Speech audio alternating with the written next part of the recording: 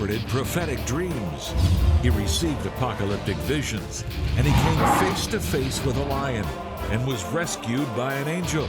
Today, the life of Prophet Daniel and what the book bearing his name has to say about end times events. Straight ahead on Jewish Voice. Shalom and welcome to Jewish Voice, a program to help you to understand the Jewish roots of your Christian faith and world events surrounding Israel. The book of Daniel is an amazing book found within the 39 books of the Old Testament, and it's part of the section of the Jewish scriptures known as the Nevi'im, the writings of the prophets. Now, Daniel likely dates back all the way to the 6th century BC, but there's an ongoing conflict that it is written much later, dating only to the 2nd century BC. That's because Daniel recorded in detail that Jerusalem would be destroyed and the tribe of Judah taken into captivity in Babylon.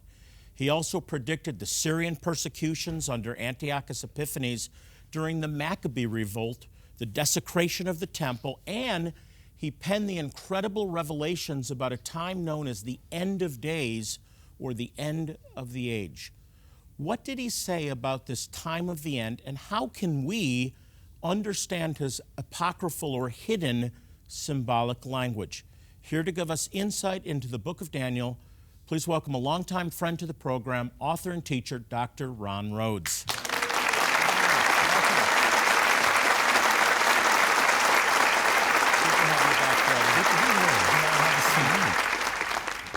Well, welcome back to the program. Thank you. Congratulations on your new book, and I love the book of Daniel. Yes. Now, you've written over 70 books, between 70 and 80 books. Yes. I know we've had you on for Genesis. You've written one on Revelation. We talked about that. Why Daniel? I think Daniel is an incredibly relevant book for us today. I think it's a book that teaches us how to have faith. I think it's a book that teaches us how to live as believers in God in a pagan society. Let's face it, America is turning pagan before our very eyes. And Daniel successfully navigated that pagan culture and stayed committed to God. So we learn from him how to do that. Great answer. Now, I asked you before the program whether you believe that this was written earlier, or you believe it's a later dating. I loved your answer. Talk about that. Now, I happen to believe it was written around the 6th century, and there's a number of reasons for that. For one reason, we do have extra-biblical ancient Near East literature which mentions personalities like Nebuchadnezzar and Belshazzar. So that supports that kind of a dating in the 6th century. And as well, linguistic scholars tell us that when you look at the Hebrew language and the Aramaic language, both of which you find in Daniel. Which makes it unusual, by the way, the Aramaic. It does. But the characteristics of those languages fit what is known to be true of the 6th century. That's the kind of style of language they used during that time frame. So I personally believe it was dated in the 6th century, but for those hardcore people who don't believe that, you still got to get around the fact that only God can declare the end from the beginning. Only God knows the future, and whether you're talking 1 year, 10 years, 100 years, 200 years, or 600 years, only God can do it. You mentioned the use of the word living God by Yes. Daniel. And I want you to talk about that because that's very relevant for today, isn't it? Well, it is relevant for today. In Babylon, they had a lot of false gods. And when they had these false gods, they would carve idols, and they would have a mouth and a nose and ears, and sometimes they had arms. But the problem is those dead idols couldn't speak with their mouth. They couldn't hear with their ears. They couldn't smell with their nose. And in contrast to that, you've got this whole emphasis in the book of Daniel on God being a living God. And the living God interacts with his people. He has a personal relationship with his people. He rescues his people when they're in danger. And he's the kind of God that you want to have fellowship with, as opposed to these local deities that the Babylonians believed in, who were always very futile and not really that interested in you. Now, the fact is that you remember when Daniel was thrown into the lion's den? That's where I was going next. One of the great stories, Daniel and the lion's den. It's a great story, and the next morning King Darius runs down there and he says, Daniel, has the living God whom you serve been able to rescue you? And then, of course, Daniel said, yes, he sent his angel and rescued me. So, the king recognized that there was something different about Daniel's God, as opposed to the gods of Babylon, which really couldn't respond the way that Daniel's God did. And I think that's incredibly relevant for us today. You know, I hate to say it, Jonathan, but I think that there's a lot of people in this country, and Christians included, who may claim that God is a living God, but they act as if he's really not. Unfortunately, that's true. You know, it's a cultural shift. It is a cultural shift. And what I'm trying to do in my book and with really my ministry is to call people back to understanding that God really is alive and with us. You know, just recently, Jonathan, we had a lady in our church who went to see our pastor, and she was upset because she was having a Down syndrome baby. And our pastor told her, listen, you're going to love this baby. He's going to bless you in ways that you couldn't believe. She went home. He wrote her a postcard saying how much God was going to bless her with this Down syndrome baby. He mailed the postcard. It went to the wrong address 10 miles away. The lady at this wrong address decided to hand deliver it to Sally.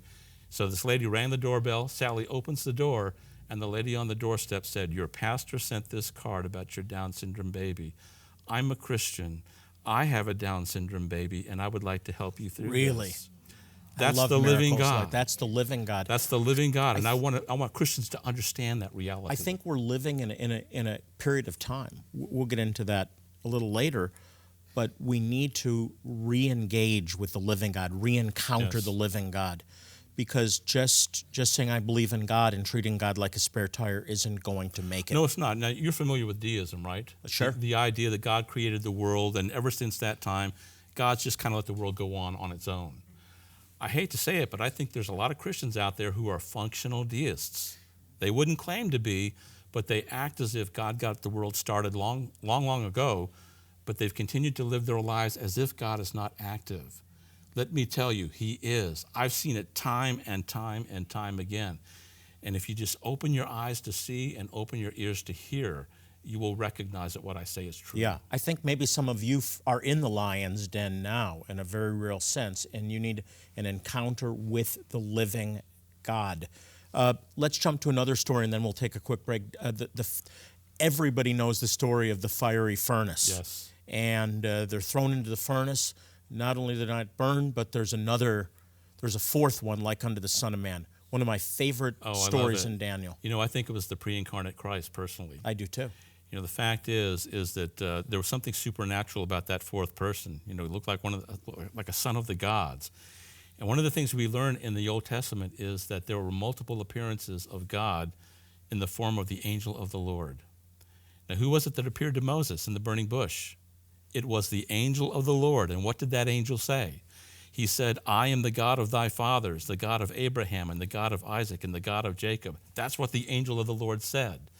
And yet, Jonathan, in Judges 13, we are told that it was the Lord, Yahweh, who sent the angel of Yahweh, or the angel of the Lord, into the world in the Old Testament to minister to people. I want to pick up on this theme. We have to take a break. The pre-incarnate Messiah, Jesus appearing before he was born in Bethlehem. It's all over the Old Testament or Jewish scriptures. Jewish people argue Jesus is not part of the Old Testament. He's all the way through the Old Testament. And one of the reasons that Jewish Voice is here, this program exists, is to help you understand the Jewish roots of your faith. Hey, we got to take a quick break. When we come back, more with Dr. Ron Rhodes. Don't go away.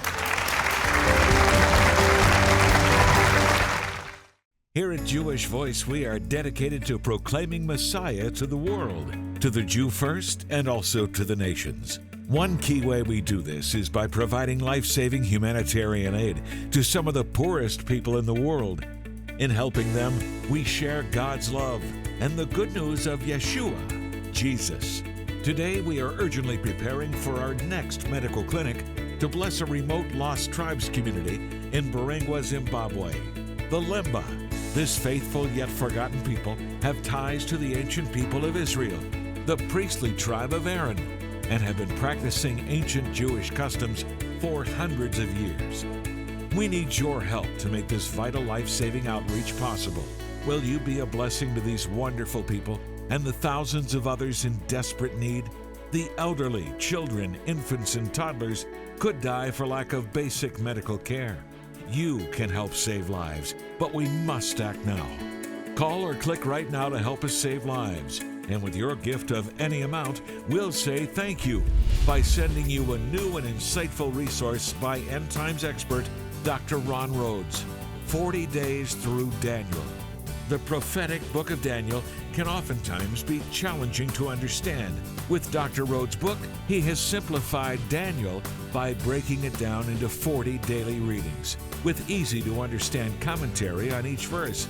You'll be astonished as you start to see how prophecy is unfolding before our very eyes, how God's prophetic timeline is moving forward, and what it means for you. If God has blessed you with the means to share a gift of $80 or more today to help bless some of the neediest people on earth, we'll send you the gift just mentioned and this beautiful woven tapestry featuring the Lion of the tribe of Judah on a white Star of David. This tapestry, which is perfect for hanging in your living room or dining room, is a wonderful reminder that Yeshua, Jesus, is the mighty lion who will protect, love, and bless his people. Please remember, God has promised to bless those who bless the Jewish people. To share a gift in support of this humanitarian aid and to help countless others around the globe, please call or click now. Once again, time is of the essence for many of these people. Please call or click right now. We're back with author Dr. Ron Rhodes, and he's written a new book. It's called 40 Days Through Daniel, Revealing God's Plan for the Future. Talk about how this works. This is written in a very specific style for a very specific purpose. You know, I wrote this book not just to inform people about Daniel, but to change their lives. I want this to be a transformational experience for readers and encounter that living God that we were talking about just a bit ago. On the one hand, I do give insights on each verse, but beyond that, I give you the key theological themes in each chapter, the life lessons for application in each chapter, fantastic cross-references, and there's even questions that you can ask yourself or use in a study group to dig a little bit deeper. I'm very excited about it, and the key thing is not that I've written the book, but that this is a biblical book focusing on the book of Daniel, which helps people to understand the real reality of a living God with whom we can relate. It's a God of miracles. It is a God who could rescue you no matter what problem you're facing. Boy, do we need to hear that today. Sounds very applicable to me. When we left off, we were talking about a specific theme that, as a Jewish believer, is very important to me, and that is that Jesus, the person of Jesus, Yeshua, is not just limited to the New Testament, That's right. but in fact, he's weaved throughout the Jewish scriptures, the Old Testament, Yes. and the New Testament, it's been said, is concealed in the Old. The Old is revealed in the New. I believe that's absolutely true. Talk about the appearance of the Son of God, the appearance of the Messiah in the fiery furnace, and then some other examples. Well, you know, as I said, the angel of the Lord, or the angel of Yahweh, is God, but he was also sent into the world by God. You start to see Trinitarian implications in there. Furthermore, in Zechariah 1, you see the angel of the Lord praying to the Lord on behalf of the people of God. Does that remind you of Jesus praying to the Father on behalf of God's people in Hebrews 7? Sure does. Sounds an awful lot like it. Now, here's the thing to keep in mind. We know that Jesus is the creator of the universe. Colossians 1:16, Hebrews 1:2 through 10, 1 Corinthians 8:6, Revelation 3:14.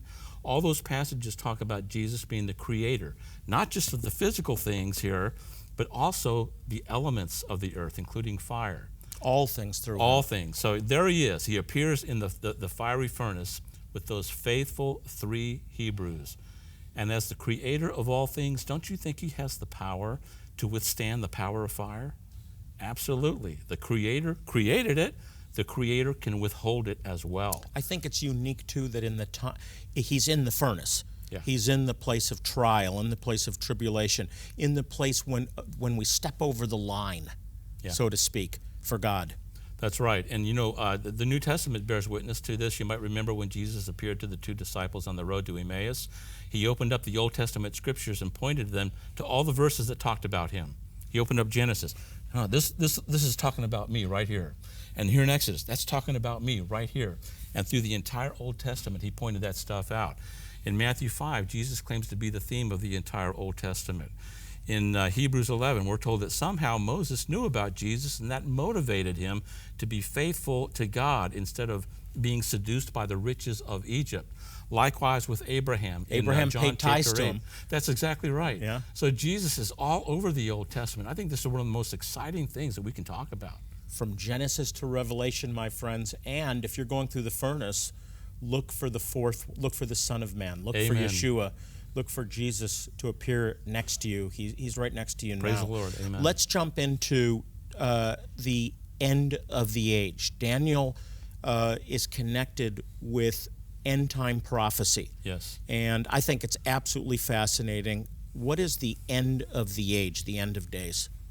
Well, the apocalypse is going to be a time where there's going to be a number of things happening. There's going to be a 7-year tribulation period. There's going to be a ruler known as the Antichrist that reigns over the earth during that time. He's going to be a counterfeit Christ. He's going to be a person that stands against Christ. And we're also told that during that time there's going to be great tribulation, not just in terms of believers in Yeshua, but the Jewish people are going to become targets, particularly in the last 3.5 years of that tribulation period. Now, the really cool thing is that Daniel prophesied about all of this way long ago. And the only reason why he could do that is because Yahweh, God, declares the end from the beginning. And just among other things, Daniel talks about the 70th week of Daniel. Yeah, that's an amazing That's an passage. amazing Daniel prophecy. chapter 9. And it begins with the Antichrist signing a covenant with Israel. Somehow he solves the Middle East crisis. That begins the clock ticking for 7 years. And once that 7 years is up, that's when Christ the King comes, and he sets up the millennial kingdom. And it's in the 1,000-year millennial kingdom that the Jewish covenants become ultimately fulfilled. Ron, help people that are watching that have been taught that the abomination of desolation, the desecration of the temple, specifically relates to the Maccabean period, to 163 BC or 164 BC. It did occur when Antiochus Epiphanes sacrificed a pig. Right, in the which Holy is of an Holies. unclean animal. He sacrificed the pig in the Holy of Holies, and that defiled the temple. It was an abomination that makes desolate. But you see, here's the problem. When you get to Matthew 24, which is part of the Olivet Discourse that Jesus gives, by the way, you know that Jesus knows the future, right? He's God. I have that sense, He knows the future. So in the Olivet Discourse, Jesus is talking about some of this stuff. And one of the first things he points out is that the current temple, the then existing temple, would be destroyed in the near future, with not one stone being left upon another. Then Jesus talks about the abomination of desolation in a different temple. That is to say, a future temple, a temple that does not yet exist. And the whole context of the Olivet Discourse is the last days, the end times. Yeah, this is a very important point. He's pointing forward to what happens before his return, is not just looking back at something that happened 150 years before. That's right. He's talking about the signs of the times that precede the end. And, he's talking about a tribulation context. He's talking about many things that are going to take place in this future 7-year tribulation period. And one of those things is the abomination of desolation. Hey, to be continued. I want to go on. We're out of time for now, but Dr. Ron Rhodes is going to be back again tomorrow. And so be sure to join us and get a copy of his new book. It's called 40 Days Through Daniel. It is literally hot off the press. And it will really help you through a book that I think is relevant for today, and it's relevant for you. Well, still to come up, one of the oldest surviving Jewish communities in the world. We've been working to provide medical care, dental care, eye care for them through your help, and as a result, many have come to know Jesus, Yeshua, as their Messiah. We'll report on that. Stay with us.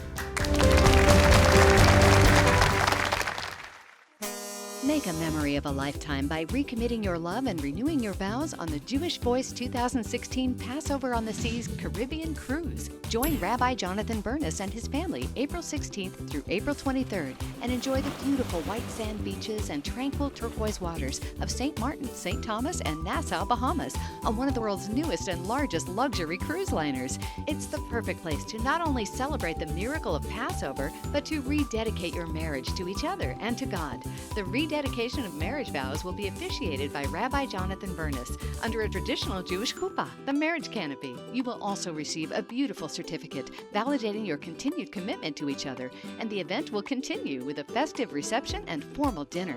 Don't miss out on the perfect opportunity to share something meaningful with your loved one. Call 1-888-435-3787 or go to jewishvoice.org/Passover and renew your vows on the 2016 Passover on the Seas Caribbean Cruise.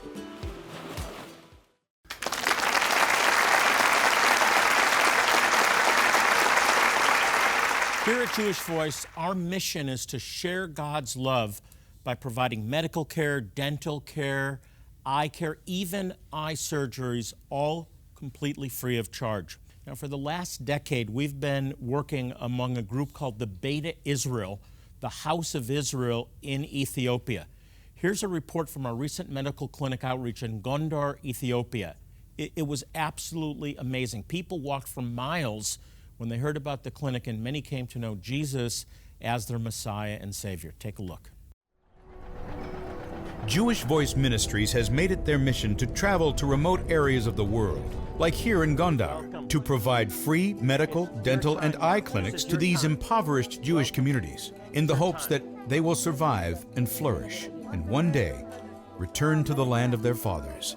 Volunteer pediatricians from many nations travel with Jewish Voice to treat children just like these in Gondar. From providing the most basic pediatric care to treating children who are chronically ill and dying, Jewish Voice hasn't forgotten the smallest and perhaps most vulnerable descendants of these scattered tribes of Israel. Many are also lined up today, some for the first time ever, to receive free dental care that's part of every Jewish Voice clinic outreach. Volunteer dentists work tirelessly to help as many patients as they can on each trip. But the opportunity to provide such necessary and sometimes life-saving care is second only to the opportunity Jewish Voice has to transform lives spiritually by proclaiming the good news of salvation in Yeshua, Jesus, the Messiah. The medical care and dental care and eye care that we provide completely free of charge is a way to earn a platform to share our faith, because ultimately the most important thing is not physically helping them, although that's important and it stands by itself, but it's meeting their spiritual needs. So that's why we do this. I heard this adage as a child. It's always stuck with me. People don't care what you know until they know that you care. Come. Thank you for being so patient. Thanks for coming. Hi. Come right on in. As a result of these important humanitarian and spiritual outreaches, like this one here in Ethiopia, teams of volunteer medical professionals dedicated to blessing the Jewish people have witnessed tens of thousands of transformed lives and miracles of healing. A Muslim lady, just by the love that I showed her, wanted to know the God that I served, purely by my love, because she was suffering so tremendously. And I held her in my arms, and I even cried with her. It was just the right time. I said, God, thank you, because you let me know that what I'm doing is exactly what you want me to do. And just like Jonathan Burness says, it's not what you say, it's what you do.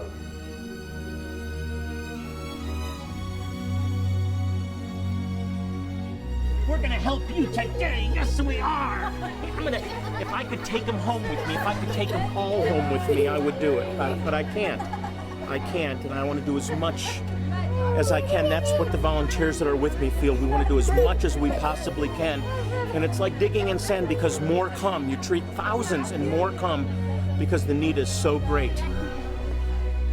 Believing we are living in the days God promised to restore the Jewish people physically and spiritually, Jonathan Burness is passionate to see the fulfillment of Israel's destiny, to return to their land and to their God.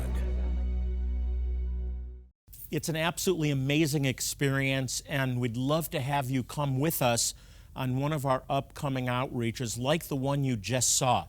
It will absolutely change your life. You'll never be the same. Now, there is a cost involved, but believe me, it will be worth every dollar. For more information, you can call the number on your screen or go to jewishvoice.tv. Here at Jewish Voice, we are dedicated to proclaiming Messiah to the world, to the Jew first and also to the nations. One key way we do this is by providing life-saving humanitarian aid to some of the poorest people in the world. In helping them, we share God's love and the good news of Yeshua, Jesus. Today, we are urgently preparing for our next medical clinic to bless a remote lost tribes community in Barangwa, Zimbabwe. The Lemba, this faithful yet forgotten people, have ties to the ancient people of Israel, the priestly tribe of Aaron, and have been practicing ancient Jewish customs for hundreds of years. We need your help to make this vital life-saving outreach possible. Will you be a blessing to these wonderful people and the thousands of others in desperate need? The elderly, children, infants, and toddlers could die for lack of basic medical care. You can help save lives, but we must act now. Call or click right now to help us save lives. And with your gift of any amount, we'll say thank you by sending you a new and insightful resource by end times expert Dr. Ron Rhodes, 40 Days Through Daniel. The prophetic book of Daniel can oftentimes be challenging to understand. With Dr. Rhodes' book, he has simplified Daniel by breaking it down into 40 daily readings with easy-to-understand commentary on each verse. You'll be astonished as you start to see how prophecy is unfolding before our very eyes, how God's prophetic timeline is moving forward, and what it means for you. If God has blessed you with the means to share a gift of $80 or more today to help bless some of the neediest people on earth, we'll send you the gift just mentioned and this beautiful woven tapestry featuring the Lion of the tribe of Judah on a white Star of David. This tapestry, which is perfect for hanging in your living room or dining room, is a wonderful reminder that Yeshua, Jesus, is the mighty lion who will protect, love, and bless his people. Please remember, God has promised to bless those who bless the Jewish people. To share a gift in support of this humanitarian aid and to help countless others around the globe, please call or click now. Once again, time is of the essence for many of these people. Please call or click right now.